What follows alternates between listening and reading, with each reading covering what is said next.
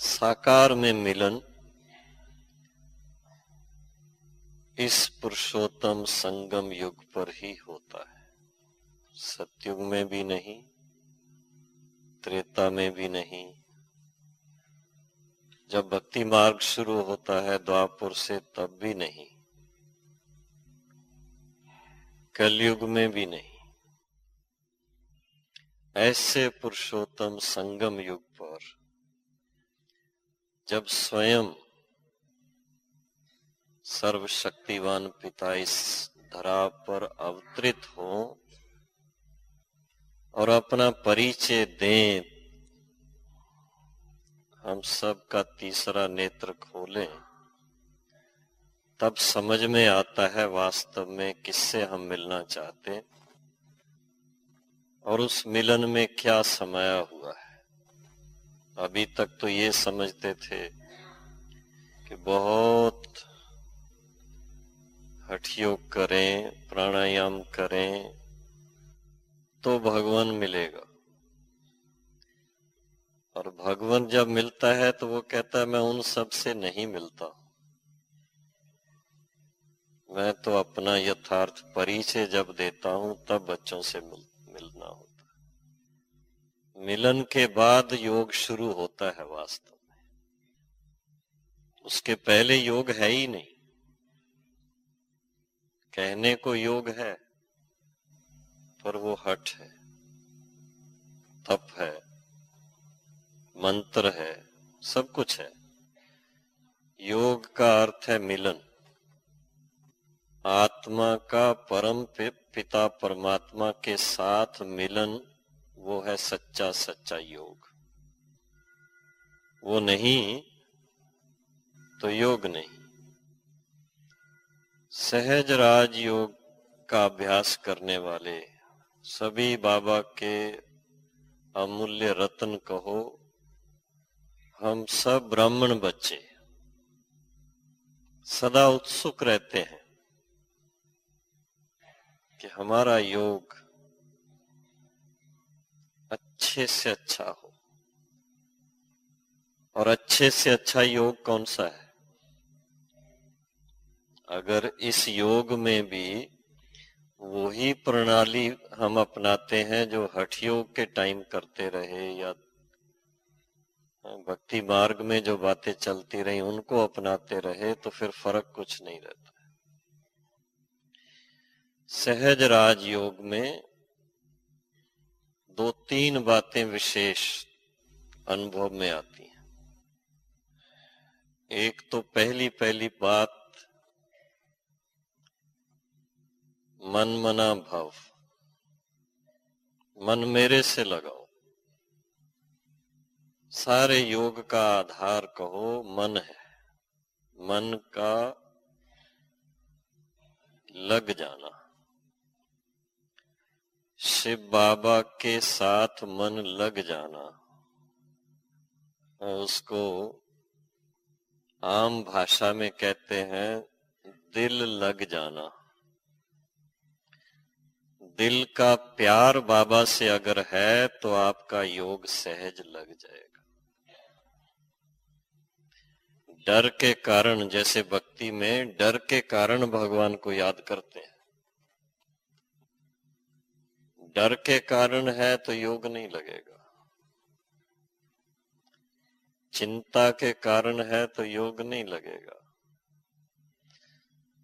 अल्पकाल की प्राप्ति करने के लिए है तो योग नहीं लगेगा, क्योंकि चिंता मिटाने के लिए याद करते हैं तो चिंता में ही मन लगा रहेगा। अल्पकाल की प्राप्ति करने के लिए याद करते हैं तो अल्पकाल के प्राप्ति के साथ ही मन लगा रहेगा। हठ योग आदि करके मन लगाने की कोशिश करेंगे तो वो हठ की तरफ ही मन लगा रहेगा। लेकिन